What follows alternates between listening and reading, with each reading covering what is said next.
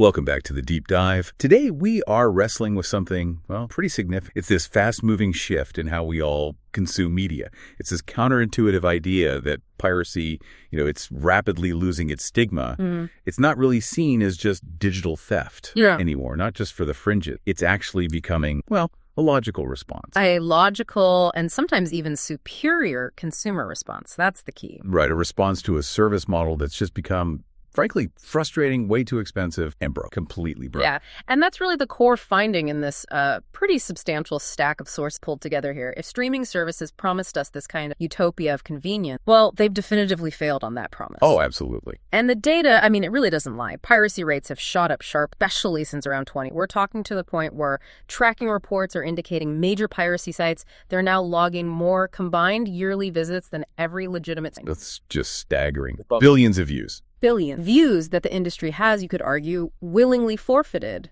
by making their own. It really is an indictment, isn't it, of the whole entertainment complex. So our mission today, it's not really to moralize about the legality, right? No, not at all. It's more about unpacking the cold, hard, consumer-driven economics.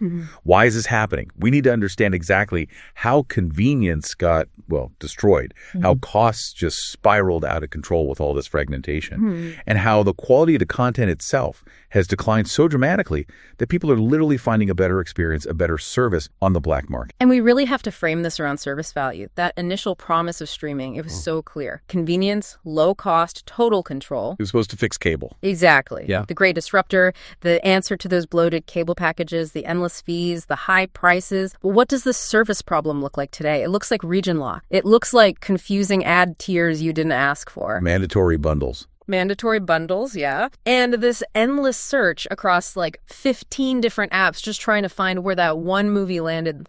So we're connecting this simple act of, trying to pay for content with this really complex, frustrating reality where you don't actually own anything. Or often you don't even have guaranteed uninterrupted access to the very thing you just paid for. Which brings us right back to that core question. If streaming was the solution to cable's problem, why are we barely a decade into this thing paying more money for demonstrably worse content and worse service?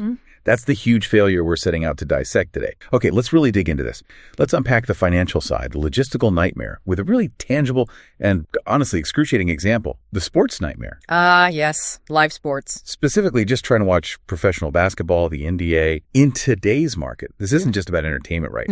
This shows how corporations have taken maybe the last bastion of must-see live TV. Right, the appointment view. And systematically destroyed every single part of the viewing experience for the fan. And the live sports example is so crucial because that immediacy, the fact you have to watch the game now. Yeah. It creates enormous leverage for the broadcasters and the leagues. They know they've got you. And that allows them to just slice and dice the distribution model into these tiny, expensive pieces. It ensures you basically have to pay multiple times just for one season of your team. So let's follow the journey. Let's imagine a completely normal fan. Hypothetical, but increasingly frustrated, I bet. Let's say this fan lives in Oklahoma City. They just want to follow their local team, the Thunder, maybe keep an eye on the big Western Conference games. Seems reasonable. A few years ago, this fan probably thinks, okay, I'll get NBA League Pass. It's, $110 for the whole season? Sounds like the solution, right? An all-access pass. And boom, that fan has walked straight into the League Pass trap. It's maybe the cruelest irony in modern sports consumption. The sources we looked at detail this perfect. They buy the League Pass thinking, great, this covers all the games. Yeah, that's what the name implies. Right. But the fine print, the reality is that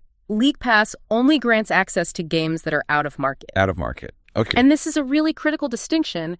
It's rooted in these decades-old contracts with local broadcasts. So wait, the fan living right there in OKC, the one who probably bought League Pass specifically to watch the Thunder, they cannot actually watch the Thunder games on League Pass or any other local team's games. Correct, because those regional local rights are owned by something called regional sports networks, or RSNs. In this case, it would be FanDuel Sports Network, I think. Exactly. And we should probably pause here for a sec just to explain the sort of corporate mechanics behind this.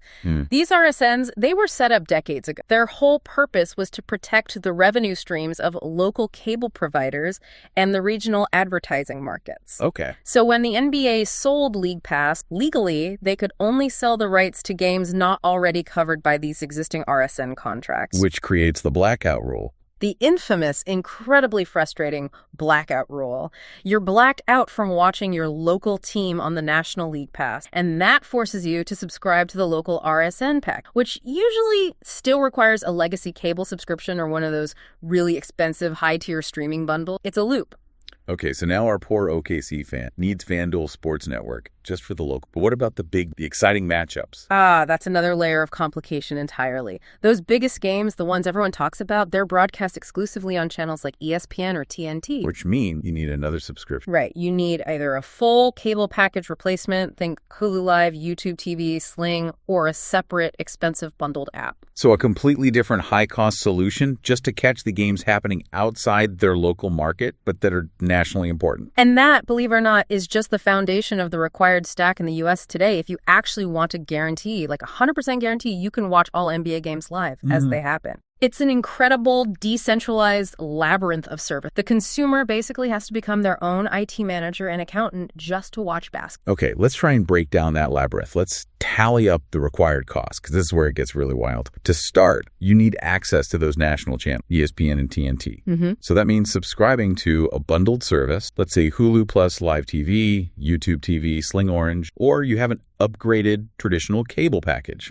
Let's conservatively estimate that foundation bundle at, around $66 a month? Sounds about right, maybe even a bit low depending on your area. Then you have to recognize that the major leagues, they sense this cash grab opportunity, right? So they've started selling specific game packages to the standalone streaming giants. Oh, right, like Peacock. Exact. You now need Peacock, which runs about $11 a month for its premium tier that includes live sports. And Prime Video too, right? They have games some. Yep, Prime Video, that's another $9. And technically, that's on top of the underlying Prime membership cost, which we're sort of ignoring for now, but it's there. Okay, so $66 plus $11 plus $9, we're at $86. Not quite done yet. Critically, for the biggest games, think NBA Finals. Major holiday games, you still often need ABC. The local broadcast channel. Which usually comes with your basic local cable. Or you could try a digital antenna, but, those have their own reliability times. You might still need basic cable anyway. Very possible. And what's truly fascinating here, what the source analysis really underlines, is that to get the full spectrum of content you want just for one single sport, you're forced to buy into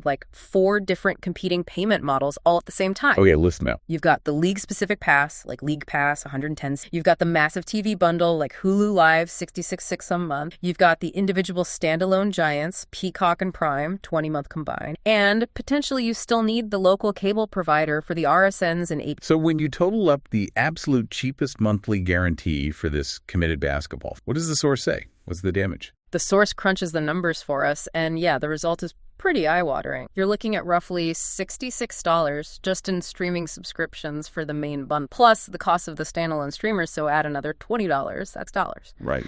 Plus, still probably need basic local cable for ABC and the RSN. And the average cost of just basic cable these days is about $25. So $86 plus $25. Gets you to roughly $91 per month. Absolute cheapest guarantee. $91. A month. $91. $91. Just to watch basketball. Just basketball. Okay, I have to stop you there. $91 a month for one sport. And you have to navigate, 5 or more different providers. At least. All charging separately, all on different apps, all needing different logins and passwords. And you're still dealing with blackouts on this specialized league pass you already bought. And that right there is the point of utter failure. The current system perfectly illustrates this complete return to the bloated, inconvenient, geographically restricted packages that streaming was supposed to eliminate. Worse than cable. Is there any way the industry tries to justify this? What's their internal defense? Are they just admitting they're sacrificing fans for profit? Well, the defense, as the sources outline it, it centers around existing legal contracts and trying to maximize these different monetization windows. Yeah.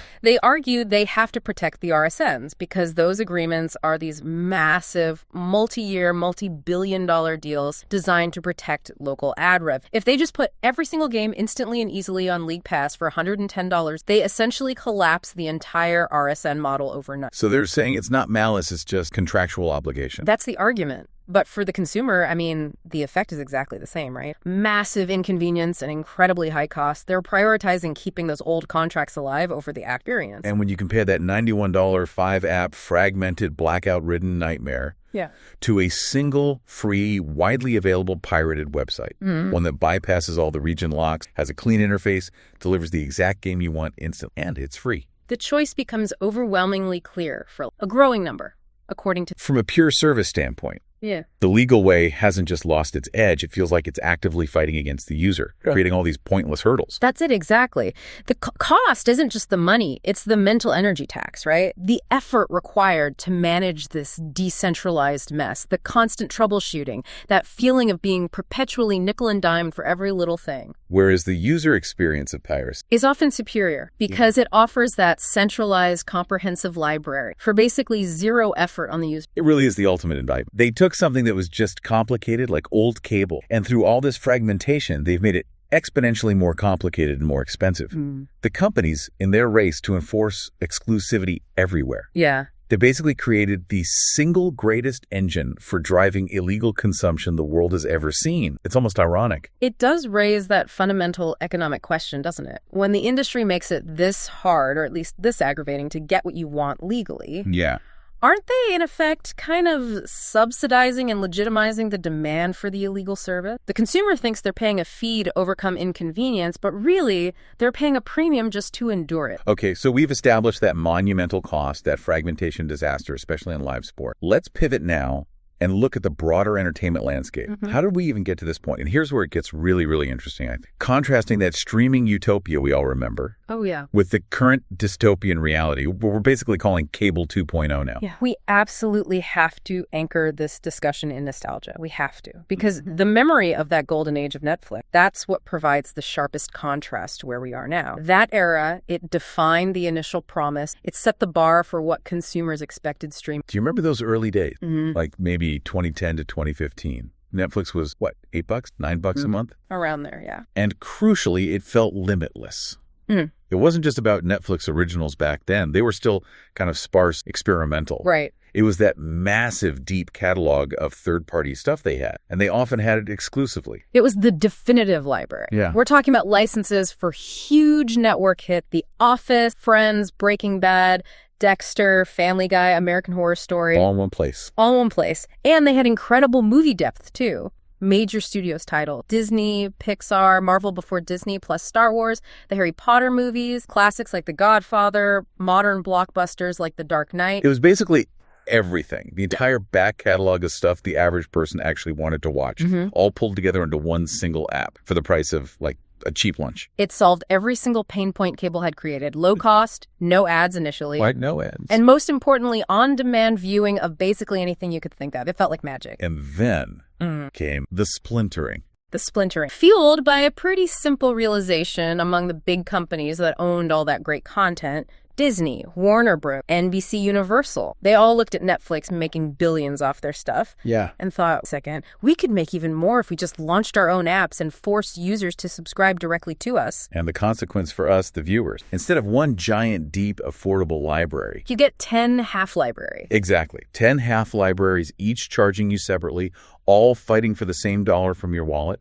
each demanding its own piece of your monthly budget. We went from one amazing centralized solution to this mandated decentralization designed purely for corporate profit maximization. And those prices, they aren't just creeping up, are they? They're skyrocketing. Yeah. Way beyond inflation. We're talking HBO Max, which is now just Max, pushing its top tier. $21. The Hulu and Disney Plus bundle hitting $19 a month, Peacock Premium at $17, Paramount Plus at $13. And that's before you even get to the niche stuff. Right. Then you've got the cascade of niche service. Shudder for horror fans, Crunchyroll for anime, BritBox, Acorn TV, all charging anywhere from like $4 to $20 a month each. The moment I find myself sitting down and actively managing my subscription, turning off Disney Plus because I finished The Mandalorian and turning on Max because House of the Dragon is starting. Yeah, the churn. That's when I realize the system has fundamentally failed me as a consumer. Yeah. I'm spending mental energy just to save money that I feel like I shouldn't have to spend in the first place. Yeah. Why can't I just pay one price and get them all together? And that right there, that's the uncomfortable truth, isn't it? That's exactly what cable was. Oh my God, you're right. This whole evolution, it's directly mirroring the systemic failure of the cable.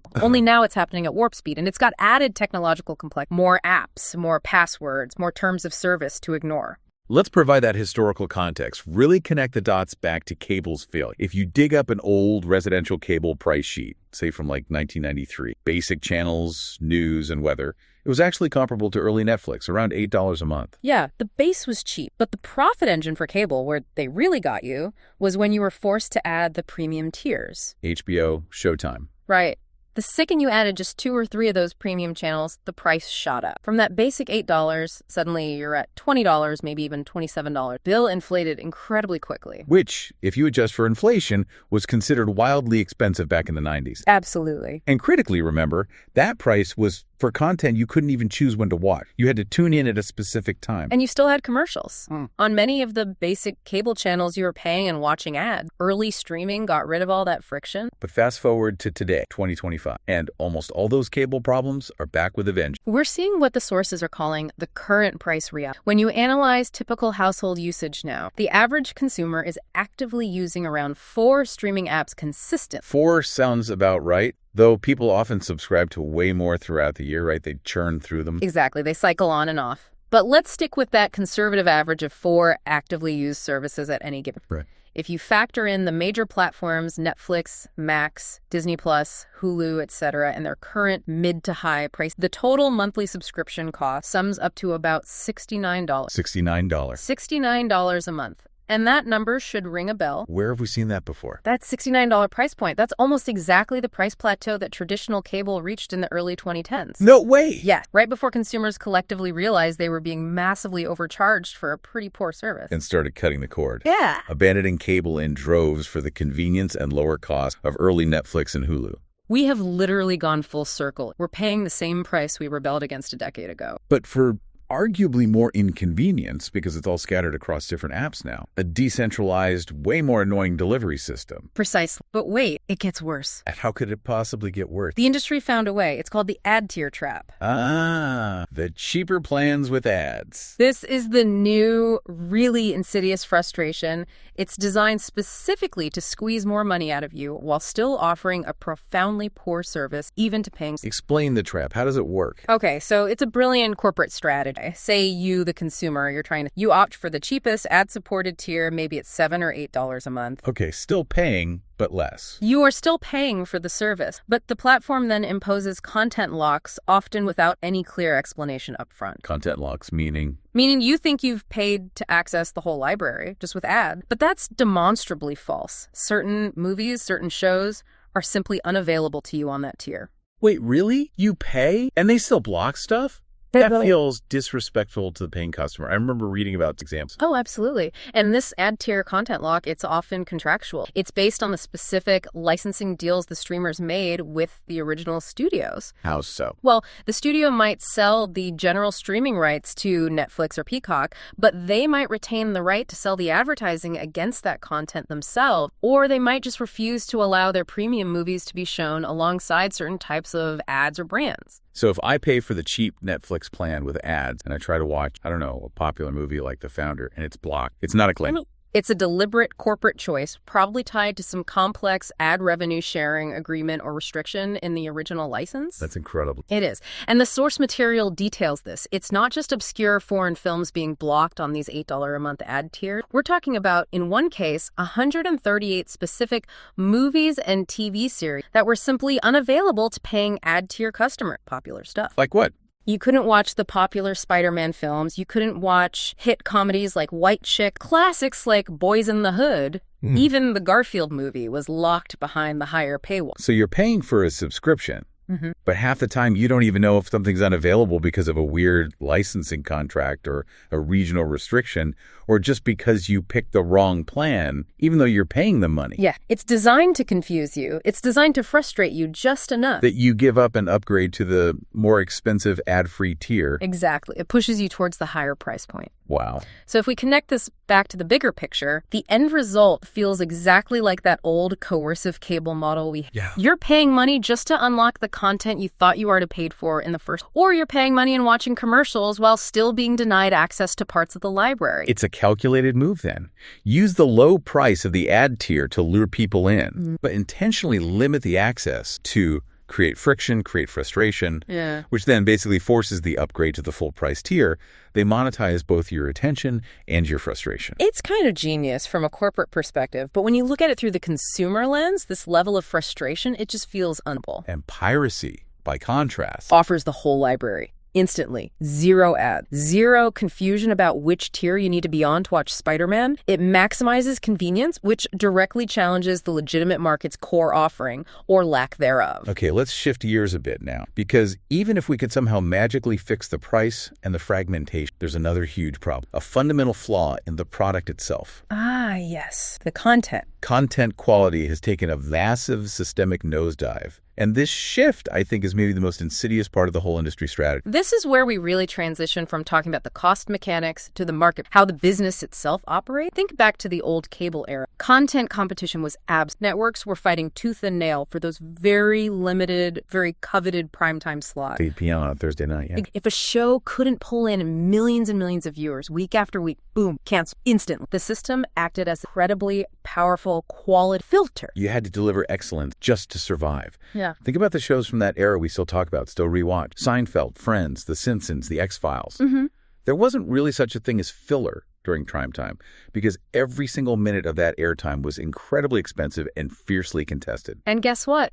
To absolutely no one's surprise, those old quality filtered shows, they are still dominating the streaming services today, years, even decades after. The data on this is kind of It completely contradicts the idea that people only want brand new stuff all the time. Use that Seinfeld data point. It really drives it home. Right.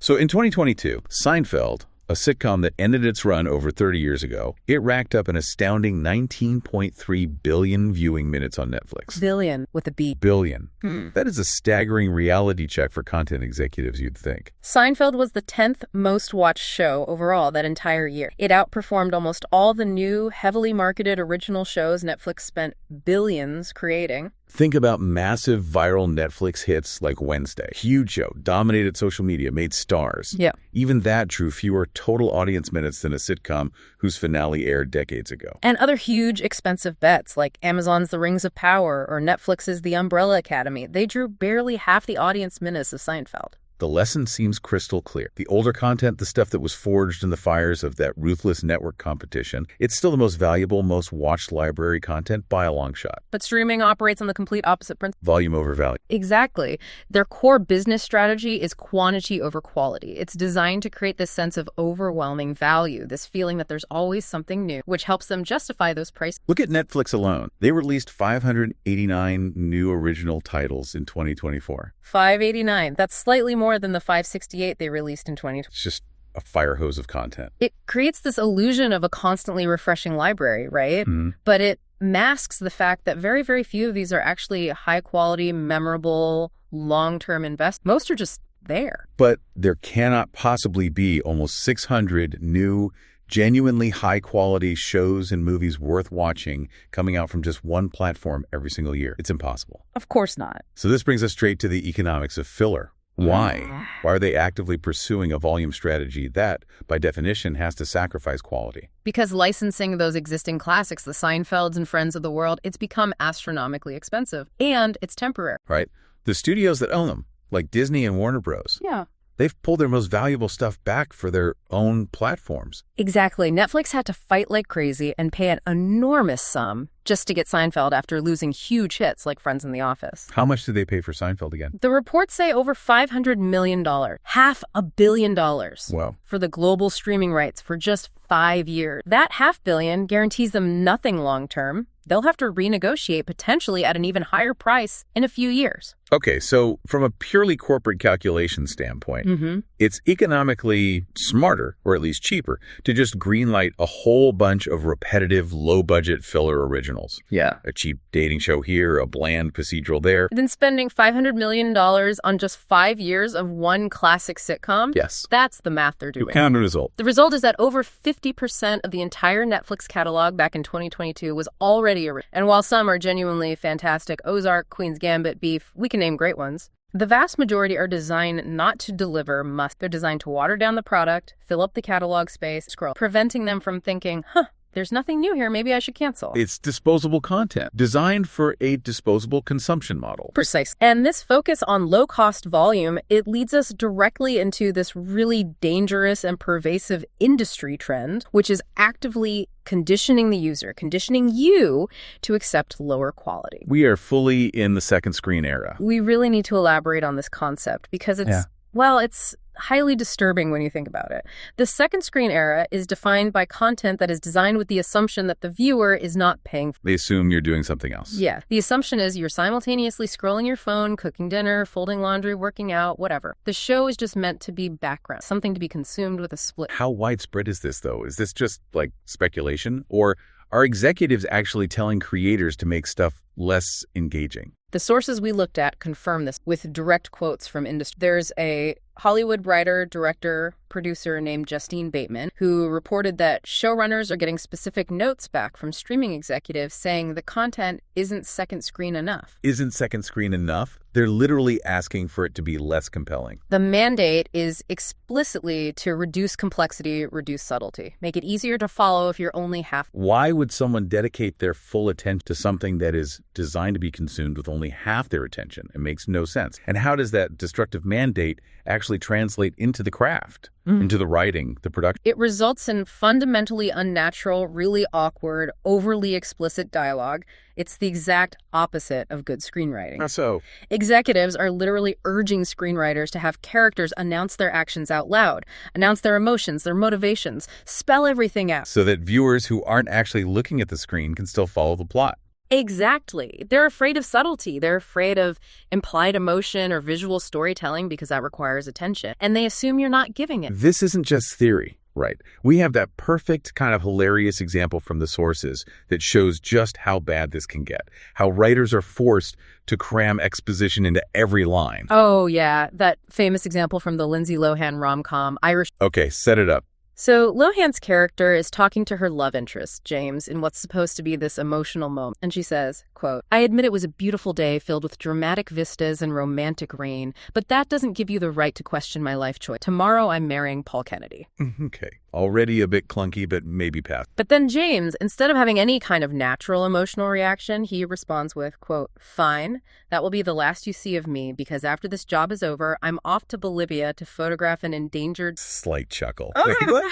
An endangered tree lizard in the middle of an emotional breakup scene. That's the dialogue. It sounds like a police report being read by two highly emotional robots. Real people do not talk like that. They don't announce their immediate future travel plans, professional logistics, and detailed backstory exposition in a single sentence during a fight. It completely violates the fundamental rule of cinema, which is show, don't tell. But in the second screen era, they feel they must tell constantly because they assume the viewer isn't showing up to watch. They're just showing up to listen while doing something else. It makes something that should be engaging feel completely unnatural, artificial, and ultimately disposable. And this is the real key to their pricing strategy. How so? Connect those dots. The strategy is crystal clear. By training viewers, by conditioning us to expect content that doesn't demand our full attention. They're creating an audience that's less discerning. Less discerning, less likely to notice the profound dip in quality across the board, less likely to question those steadily increasing monthly prices. And crucially, less likely to hit the cancel subscription button.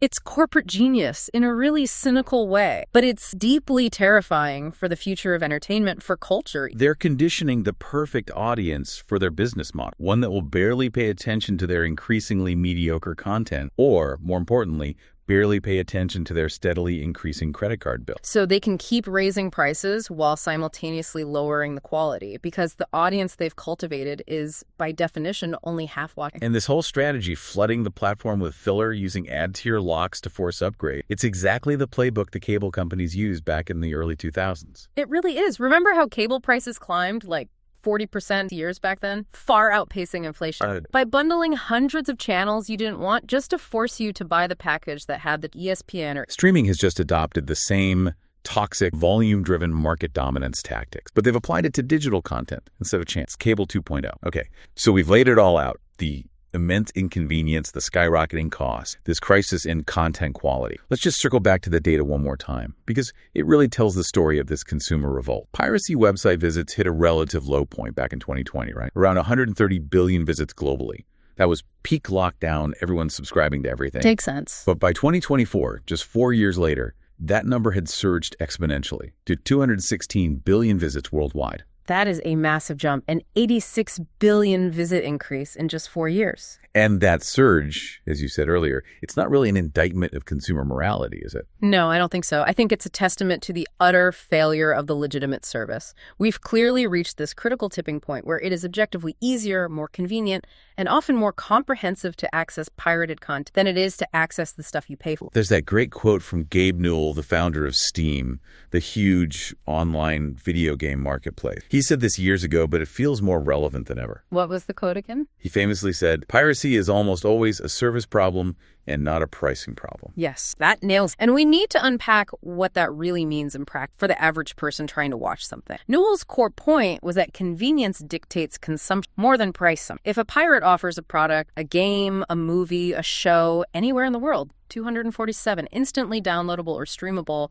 right from your computer. Easy. Frictionless. Right. And the legal provider says, well, sorry, that product is region locked, or it won't come to your country for another 3 months, or you can only buy it at a physical store. Then the pirate service is simply more valuable, even if the legal option was free. It's all about friction. People are generally willing to pay a reasonable price, right? I think so, yes. But the industry is actively making the paid experience complicated, slow, restrictive, fragmented. Piracy just removes all of that friction instantly. Exactly. The pirate provider, they offer that centralized library we miss. They offer instant access, freedom from region lock, freedom from and often, ironically, they offer higher fidelity copies, better picture, better sound than the compressed legal. So the consumer is paying a premium price for a bad, inconvenient service. And receiving a technically superior service for free through piracy. It's completely backwards. There is one major entertainment industry that actually did learn this lesson, didn't they? They figured out the service model mostly for the consumer. Yes, the music industry. Right. The music industry's success story, relatively speaking, it's the blueprint that video streamers seem to have deliberately ignored. Think back to early music piracy, Napster, LimeWire, Kazaa, all those torrent sites. They absolutely decimated music revenue. The labels were terrified, convinced piracy would kill them forever. Right. But then services like Spotify and Apple Music, and they essentially created the Netflix of music, but with one absolutely critical improvement. One thing the video industry refused and still refused to do. Which was? Non-exclusivity. That's the key difference. It's a crucial distinction. Think about it. No matter which major music service you pay for today, Spotify, Apple Music, Tidal, Amazon Music, whatever, you get access to basically the same exact library. Like 99% of the world's recorded music is on all of them. One monthly price, maybe $10 or $15. And you get nearly every song, every album ever made, regardless of which platform you choose. Taylor Swift isn't only on Apple Music. Drake isn't only on Spotify. That service model was instantly, undeniably superior to piracy. Totally. You didn't have to mess around with sketchy downloads, worry about viruses, deal with corrupt files, manage huge libraries, cluttering up your hard drive. It was just easier, more convenient. And that convenience brought the customers back. People started paying for music again en masse. Even though, and this is a critical point, that model heavily devalued the artists, who now get paid fractions of a penny. That's a whole other. But from the consumer's perspective, the consumer prioritized convenience and simplicity. They cared that the legitimate service was finally better, easier than the. And the video streaming industry failed precisely because every single studio, Disney, Warner, NBC, all of them insisted on exclusivity. They wanted to force users onto their. They chose fragmentation and short-term profit grabs over long-term customer convenience and building a massive failure of the music industry for the most part. Okay, now let's look at a different one that has historically struggled immensely with piracy, but maybe just is showing signs of learning the lesson, albeit in a way that might introduce that content quality problem. Are you talking about pay-per-view? Specifically the UFC, mixed martial arts. Ah, yes. Dana White's long war. For years, Dana White and the UFC waged this very public, very loud war against the illegal streaming sites. Sites like Crack Streams were infamous, offering crystal clear HD feeds of the fights complete for free. White was constantly threatening lawsuits, promising shutdowns, prosecuting individuals, but the pirated streams just kept popping up, thriving effortlessly. And the service problem there was brutally simple. Extremely. A single major UFC event cost, what, $60, $70 sometime, via the legitimate pay-per-view. Free. On a pirate site. When the price gap is that huge and the illegal service is instant and high quality, the economic incentive to pirate overwhelming. But Dana White, eventually, he seemed to realize he was fighting a losing battle, right? Yeah. An unwinnable war against these illegal streamers. It seems so. The sheer frustration of losing potentially millions in revenue on every single big event must have forced his hand. It led him to make this massive and honestly very consumer benefiting. It signals a complete shift in their entire business. And that deal is set to take full effect around 2026, right? Correct. The plan is for all major UFC events, including the big marquee numbered events, the fight nights, everything, to move exclusively to Paramount Network, specifically Paramount Plus I. Okay, so no more expensive individual pay-per-views. Exactly. And this is the monumental. The cost of Paramount Plus is currently around $13 a month for the ad-free tier. That gets you all the UFC events plus everything else on Paramount Plus. $13 a month for everything. For the first time ever, fans will have access to every single major fight every month at the lowest, most convenient price point in the league's entire... That's a huge win for the consumer. It is. And it's the ultimate acknowledgement from a major sports league that convenience and reasonable pricing are absolutely essential if you want to actually compete with piracy, let alone... But, and here's the critical analysis we need to bring in. This monumental shift, while it sounds great for the consumer's wallet, there's always a but. It potentially signals the beginning of the UFC falling into the exact same volume over value trap that we just discussed with Netflix and the others. Explain that. How does moving off expensive PPV lead to lower quality? Well, think about it. Once the UFC moves entirely to a subscription platform like Paramount Plus Gudit, they have your $13 a month locked in, more or less, regardless of how good that month's fight card actually. I see. They no longer have to rely on convincing millions of people to shell out $70 or $80 for each individual event based on hype and star power. Exactly. That immense pressure to deliver truly massive, must-see main events, stacked cards, big names fighting each other. That pressure decreases significantly overnight, doesn't it? Because the guaranteed monthly subscription revenue is just flowing in steadily. They can afford to produce less exciting, maybe more diluted content overall. Absolutely. And honestly, we might already be seeing some early signs of this potential decline. The sources mention things like the storytelling around fights becoming weaker, cards getting bloated with less recognizable fighters. The overall talent pool getting stretched a bit thin to fill all these fight night cards. Right. If $13 a month gets you, say, 13 big events a year, that works out to the cost of maybe one old pay-per-view event spread across the whole year. Okay. So as long as you, the subscriber, feel like you get maybe one really good card annually, the subscription still feels technically worth it financially. But that means they've strategically lowered the bar. They've cheapened the product to match that new lower price. So we should probably expect the overall quality, the star power density, the general excitement level to gradually decrease under this guaranteed subscription model. It seems inevitable. And we also have to touch on the fighter pay comp. Right. That was tied to PPV buys, wasn't it? Traditionally, yes. Yeah. Top fighters got pay-per-view points. If the card sold really well, they got paid extremely well, getting a cut of that. So when that PPV model disappears entirely, the UFC has to completely restructure their entire compensation system. Which likely means they have to raise the guaranteed base pay significantly for their top stars to keep them happy. Right? To make up for losing those potential PPV bonuses. You'd assume so. But that makes those top stars even more expensive to book for each fight. So to save money overall. The UFC will inevitably have them fight less often, book fewer star versus star matchups. Which means fewer high-profile, must-see fights, more watered-down fight night cards, a whole lot more filler content designed just to keep the machine running and justify that $13 a month subscription. Fans will pay less, yes. But they will almost definitively get less in return in terms of overall quality, unforgettable moments, and sheer star power dense card. It's the exact same streaming cycle repeating itself, just in a different arena. Volume and slightly lower quality become the norm to maintain a high profit margin on a guaranteed monthly subscription fee. The consumer wins big on price, but ultimately loses out on the peak quality of the product they loved. #tech. So if we try and tie all these threads together, connect this back to our broader, the core takeaway, feel denial. Nearly all parts of the entertainment will accept they deliberately overcomplicated their content for really one main purpose: to squeeze every last possible dollar out, and driven by short-term thinking, fragment, and this fundamental inability to accept, and maybe the lower margins, of a unified library model like Spotify. We were, as some of the sources suggested, in this brief, fleeting, good sweet spot back in the early 2010s, weren't we? It really felt like it. The cost of streaming was low,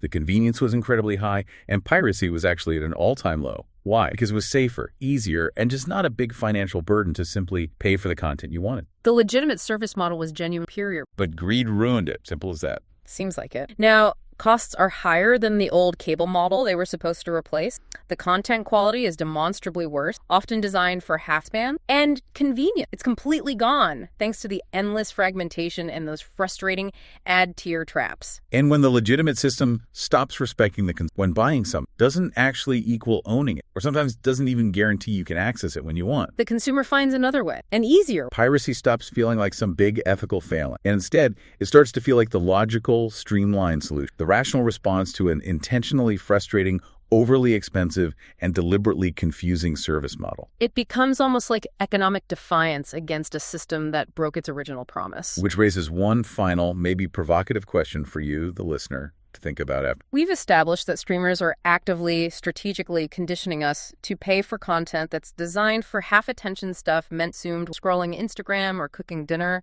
If we accept this model, if we just go along with it, what's the true non-monetary cost of accepting this flood of low-quality, high-volume entertainment into our lives, filling up our valuable time, even if we choose not to pirate? Are we maybe sacrificing our attention spans, our ability to appreciate nuance and complexity, perhaps even our collective cultural memory, all for the sake of corporate profit margins built on mediocrity? Something to chew on. We'll leave you with that thought. Thanks for diving deep with us today.